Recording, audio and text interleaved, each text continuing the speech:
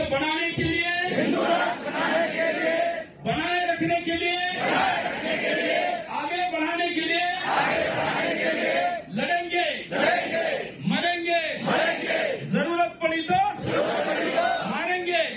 नमस्कार दोस्तों, देश को हिंदू राष्ट्र बनाने की शपथ लेने वाले इस वीडियो को देखकर कोई भी समझदार नागरिक आसानी से यह समझ जाएगा कि इस वीडियो में शपथ दिलाने वाला शख्स देश के संविधान की धज्जियां उड़ा रहा है, मुसलमानों के खिलाफ नफरत का माहौल बना रहा है, मुसलमानों को टारगेट करते हुए सामने खड़ी भीड़ को उकसा रहा है, हिंदू राष्ट्र बनाने के लिए मरने मारने की बात कर रहा है, बलिदान लेने और बलिदान देने की बात कर रहा है। लेकिन दिल्ली पुलिस को इस वीडियो को देखकर भी यह बात समझ में नहीं आई। दिल्ली पुलिस को इस वीडियो में अभिव्यक्ति की आजादी का इस्तेमाल दिखा था और देश की राजधानी दिल्ली की भोली भाली दिल्ली पुलिस ने सुप्रीम कोर्ट में हलफनामा दायर करके कह दिया था कि इस वीडियो में ऐसा कुछ नहीं है जिसे देखकर इन लोगों के खिलाफ कोई मामला दर्ज हो।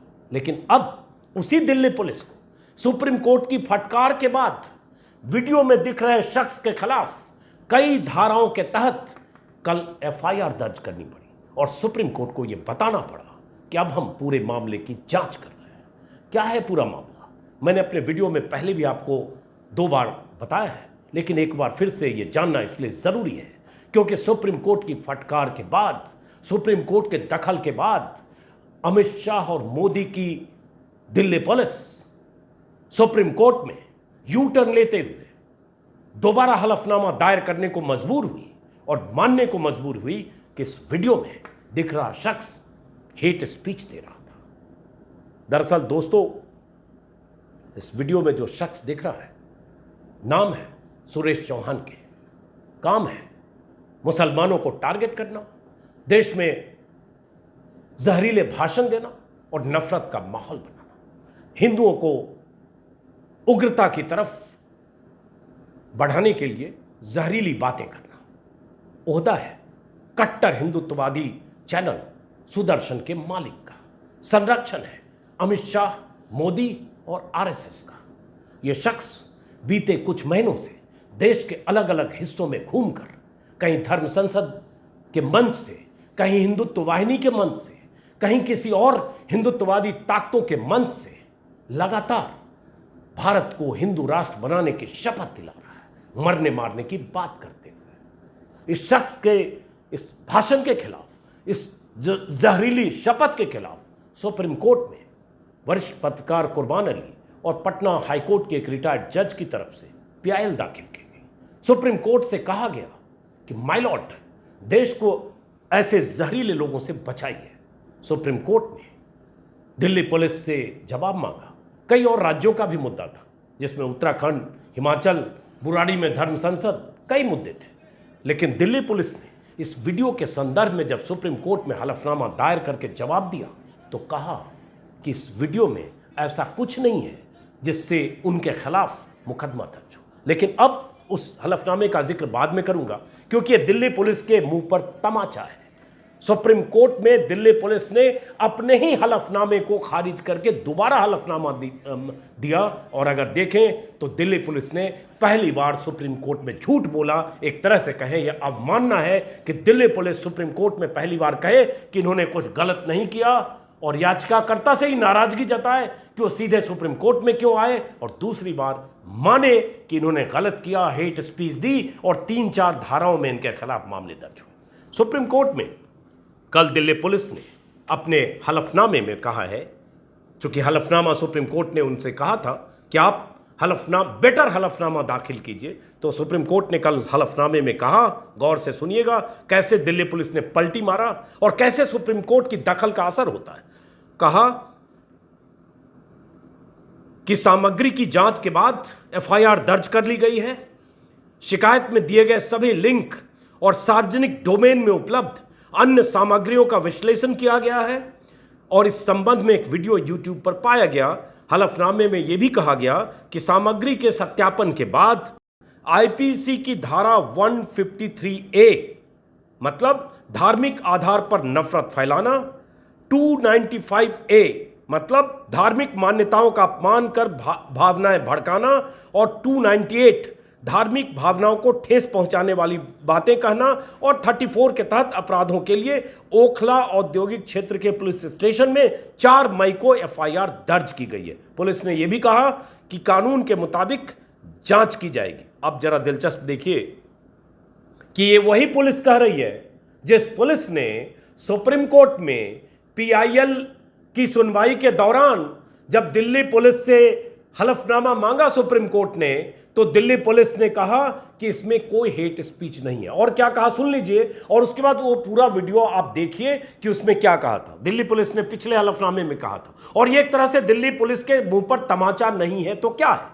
और इससे यही लगता है कि आज अगर दिल्ली पुलिस कहती है कि इस संबंध में वीडियो पाया गया यूट्यूब लिंक पर, और उसके आधार पर ये सारे मामले बन गए, जो वीडियो देखकर कोई भी आदमी, हमारे और आपके जैसा आदमी, समझेगा कि उसमें सीधे वो मुसलमानों के खिलाफ टारगेट कर रहा है और हिंदुओं को इस हद तक उकसा रहा है कि भारत को हिंदू राष्ट्र बनाने के लिए मरने, और जरूरी हुआ तो मरने के लिए तैयार रहिए, बलिदान लेने और जरूरी हुआ तो बलिदान देने के लिए तैयार रहिए। इसका मतलब साफ है, मरने और मारने का मतलब भारत को हिंदू राष्ट्र बनाना। पहले तो संविधान के मुताबिक भारत हिंदू राष्ट्र न है न बन सकता है जब तक भारत में यह संविधान है।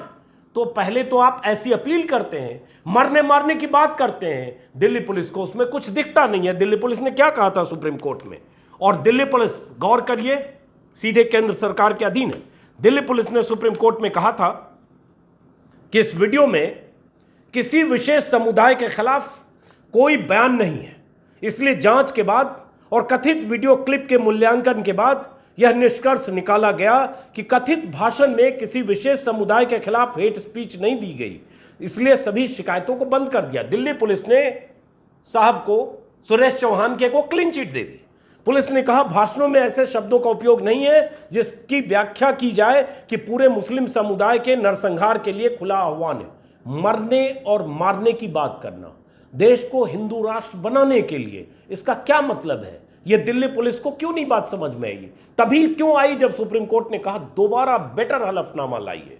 उसके बाद इसी में दिल्ली पुलिस में जब दूसरी बार हलफनामा दिया, उसके पहले मैं पिछले हलफनामे की बात कर रहा था कि दिल्ली पुलिस के इस हलफनामे के दौरान जब सुनवाई हो रही थी तो सुप्रीम कोर्ट के जजों ने नाराजगी जताई इस हलफनामा पर और कहा कि 4 मई तक बेहतर हलफनामा, बेटर एफिडेविट दाखिल करिए, और उसके लिए 2 सप्ताह का समय दिया पिछली सुनवाई से अब तक। और कोर्ट ने यह भी कहा कि हलफनामा डिप्टी पुलिस कमिश्नर, क्योंकि डीसीपी की तरफ से यह हलफनामा था, ईशा पांडे की तरफ से, कोर्ट ने यह भी कहा कि हलफनामा डिप्टी कमिश्नर की तरफ से दाखिल किया गया है। हमें उम्मीद है कि वो बारीकियों को समझ गए हैं। और सवाल ये, क्या उन्होंने केवल जांच रिपोर्ट फिर से पेश कर दी है या दिमाग भी लगाया है? अपना दिमाग लगाया या किसी सब इंस्पेक्टर के अधिकारी ने जो जांच रिपोर्ट बनाई वो पेश कर दिया? ये सुप्रीम कोर्ट ने कहा दिल्ली पुलिस को उस हलफनामे पर जिस हलफनामे के मुताबिक इसमें न हेट स्पीच थी, न कोई ऐसी बात थी, और क्लीन चिट थी। उसके बाद पीठ ने कहा, सुप्रीम कोर्ट ने कहा कि आप अगला हलफनामा 4 मई तक दायर करिए, और उसी हलफनामे में आखिरकार दिल्ली पुलिस ने अपनी गलतियां मानी और एफआईआर दर्ज की और माना कि इसमें हेट स्पीच है। लेकिन पिछले हलफनामे में दिल्ली पुलिस ने इस पर नाराजगी जताई थी, याचिकाकर्ता सीधे सुप्रीम कोर्ट कैसे आ गए, और दिल्ली पुलिस ने कहा था कि याचिकाकर्ता मतलब कुर्बान अली और पटना हाईकोर्ट के रिटायर्ड जज जिन्होंने पीआईएल दाखिल की थी, ऐसे जहरीले भाषणों के खिलाफ उन पर सवाल उठाते हुए दिल्ली पुलिस ने कहा था कि याचिकाकर्ताओं का मकसद साफ नहीं है। हैरानी की बात है कि याचिकाकर्ताओं ने पुलिस में शिकायत नहीं दी, सीधे सुप्रीम कोर्ट पहुंचे, जो पहले ही केसों के बोझ से सुप्रीम कोर्ट दबा है। और वो भी तब पहुंचे जब दिल्ली पुलिस के मुताबिक इसमें किसी समुदाय के खिलाफ ऐसी कोई बात ही नहीं है। साथ में दिल्ली पुलिस ने अभिव्यक्ति की आजादी का जिक्र किया था। पिछले हलफनामे में दिल्ली पुलिस ने कहा था संविधान के अनुच्छेद 19(1)(a) के तहत बोलने और अभिव्यक्ति की स्वतंत्रता है। तो मतलब यहां जो जहरीले भाषण देने वाले लोग, जहरीली शपथ लेने और दिलाने वाले लोग अभिव्यक्ति की आजादी का इस्तेमाल कर रहे थे। ये दिल्ली पुलिस का हलफनामा था। और अभिव्यक्ति की आज़ादी का इस्तेमाल करते हुए ये लोग कह क्या रहे थे, उसको गौर से सुनिए। पहले छोटा सा वीडियो, जो वीडियो मैंने पहले भी दिखाया है, एक वीडियो 19 दिसंबर का है जो दिल्ली के एक स्टेडियम में शपथ का वीडियो है। लेकिन ये शख्स रुका नहीं सुरेश चौहान के, उसके बाद भी इसने फिर 1 मई को अंबाला में ऐसी सभा में, कार्यक्रम में फिर इसी तरह की शपथ दिलाई बीजेपी के एक विधायक की मौजूदगी में, और उस शपथ में भी वैसे ही बलिदान लेने और देने की बात की गई। उस वीडियो को भी दिखाऊंगा। और उससे पहले एक और बात, सुरेश चौहान के को लगता था कोई फर्क नहीं पड़ेगा, मोदी और शाह की सरकार है, दिल्ली पुलिस उनके अधीन है, क्या फर्क पड़ेगा। 5 तारीख को, आज से 3 दिन पहले, दिल्ली में एक और कार्यक्रम था जो शंकराचार्य, आदि शंकराचार्य की जयंती के मौके पर। उस कार्यक्रम के पहले सुरेश चौहान के ने फिर से अपने ट्विटर पर लिखा, हिंदू राष्ट्र के लिए शंकराचार्य जी का साथ लेने चलो तालकटोरा स्टेडियम। अधिक से अधिक संख्या में पहुंचे। जब जो याचिका करता है कुर्बान अली और पटना हाईकोर्ट की जज, उन्होंने फिर सुप्रीम कोर्ट में अपील की कि इस कार्यक्रम से इनको रोका जाए, इस कार्यक्रम पर पाबंदी लगाया जाए क्योंकि इस कार्यक्रम में फिर से हिंदू राष्ट्र की शपथ दिलाई जाएगी। सुप्रीम कोर्ट में कार्यक्रम की पाबंदी का कोई सुप्रीम कोर्ट ने निर्देश नहीं दिया। कार्यक्रम हुआ, लेकिन उस कार्यक्रम के बाद फिर से चुनौती देते हुए सुरेश चौहान के ने ट्वीट किया, जिसमें लिखा, आज का हिंदू राष्ट्र कार्यक्रम रोकने के लिए कोर्ट गए थे कुछ शांति प्रिय। हालांकि यह कार्यक्रम निर्विघ्न और यशस्वीपूर्ण तरीके से संपन्न हुआ। केंद्रीय मंत्री, सांसद, विधायक सहित सभी ने हिंदू राष्ट्र का समर्थन किया। मतलब ये शख्स डंके की चोट पर, केंद्रीय मंत्री इसमें कौन थे मुझे पता नहीं अभी, केंद्रीय मंत्री, सांसद उनके कार्यक्रम में शामिल होते हैं, अंबाला में बीजेपी के विधायक शामिल हुए, डंके की चोट पर भारत को हिंदू राष्ट्र बनाने की बात कर रहा है और उसके बाद कह रहा है सुप्रीम कोर्ट शांति प्रिय गए, कुछ नहीं हुआ। लेकिन सुप्रीम कोर्ट के आदेश के बाद यह जरूर हुआ कि हलफनामा दोबारा दिल्ली पुलिस को दायर करना पड़ा। लेकिन एक बार मैं चाहूंगा कि वो वीडियो, जिस वीडियो में सुरेश चौहान के ने शपथ दिलाई है, वो वीडियो एक बार फिर से देखिए, क्योंकि मैंने पहले भी 2 बार दिखाया है और तब आपको आगे ये भी बताऊंगा कि सुरेश चौहान के 5 तारीख के कार्यक्रम में थोड़ा सतर्क था। कैसे सतर्क था? क्योंकि उसे पता था कि सुप्रीम कोर्ट में फिर से दरवाजा खटखटाया गया है कि इस कार्यक्रम को रोकिए। सुप्रीम कोर्ट ने दिल्ली पुलिस से हलफनामा मांगा है। उसे शायद ये भी पता चल गया होगा कि उसके खिलाफ FIR हो गई है या होने वाली है। कैसे सतर्क? आह्वान करते कि कार्यक्रम समाप्ति के बाद अगर आपको कोई पूछे कि हिंदू राष्ट्र पर आपका क्या कहना है, तो कोई भी बाइट मत देना। बोलना कि जो पूजनीय शंकराचार्य जी ने बोला वो 100 करोड़ हिंदुओं का वर्जन है, हमको और कुछ नहीं कहना है।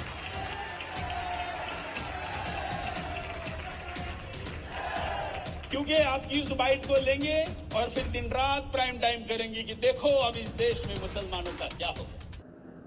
पहले 19 दिसंबर को दिल्ली में हिंदू वाहिनी की सभा में, और उस सभा का जो पोस्टर था, उस पोस्टर में योगी आदित्यनाथ की भी तस्वीर छपी थी और यूपी के एक दर्जा प्राप्त मंत्री भी वहां जहरीला भाषण देकर आए थे।